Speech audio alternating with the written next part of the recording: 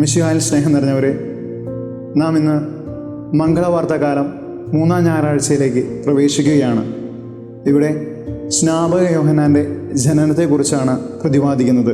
വളരെ ലളിതമായി പറയുകയാണെങ്കിൽ, ദൈവത്തോട് വിശ്വസ്തമായി ജീവിച്ച ഒരു കുടുംബത്തിൻ്റെ കഥ. വളരെ സന്തോഷകരമായ അവരുടെ ജീവിതത്തിൽ അവരനുഭവിച്ച ഒരേ ഒരു നീറ്റൽ അവർക്കൊരു മകൻ ലഭിച്ചില്ല എന്നുള്ളൊരു വേദനയായിരുന്നു. പക്ഷേ ദൈവം അവരുടെ വാർദ്ധക്യത്തിലാണ് അതിനുത്തരം നൽകുന്നത്.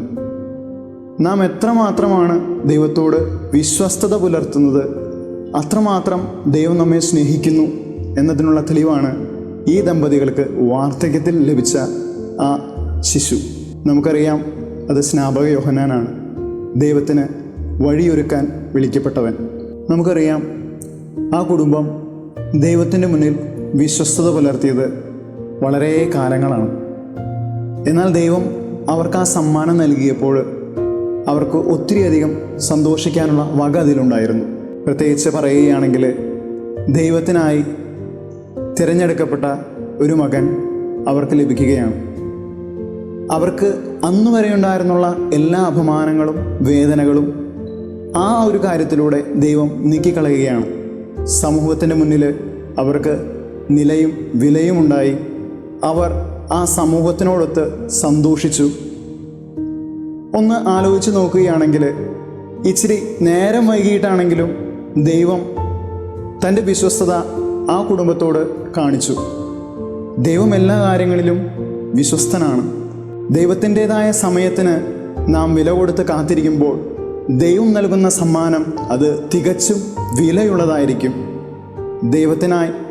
ദൈവത്തിനു വേണ്ടി തിരഞ്ഞെടുക്കപ്പെട്ട സ്നാപക യോഹന്നാൻ നിസ്സാരക്കാരനായിരുന്നില്ല.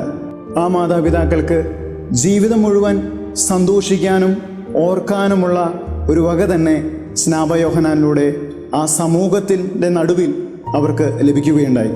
നമ്മുടെ ഈ ജീവിത കാലയളവിൽ നാം ഒന്ന് ചിന്തിച്ചു നോക്കുകയാണെങ്കിൽ, നാം എത്രമാത്രമാണ് ദൈവത്തെ കാത്തിരിക്കുന്നത്?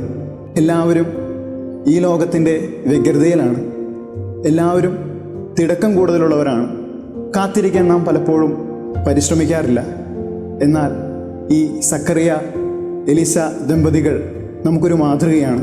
ദൈവത്തിനു വേണ്ടി കാത്തിരിക്കണം. അവിടുത്തെ പദ്ധതി എന്നും നമുക്ക് നന്മയുളവാക്കുന്നതായിരിക്കും. സ്നേഹത്തോടെ, ക്ഷമയോടെ ആ ദൈവത്തിനു വേണ്ടി, ആ ദൈവത്തിൻ്റെ സ്വരത്തിനു വേണ്ടി കാതോർത്തിരിക്കുമ്പോൾ ദൈവം നമ്മുടെ ജീവിതത്തെ അനുഗ്രഹത്തിൻ്റെ നിറവിലേക്ക് കൊണ്ടുചെല്ലും. ദൈവം നമ്മെ സമൃദ്ധമായി അനുഗ്രഹിക്കട്ടെ.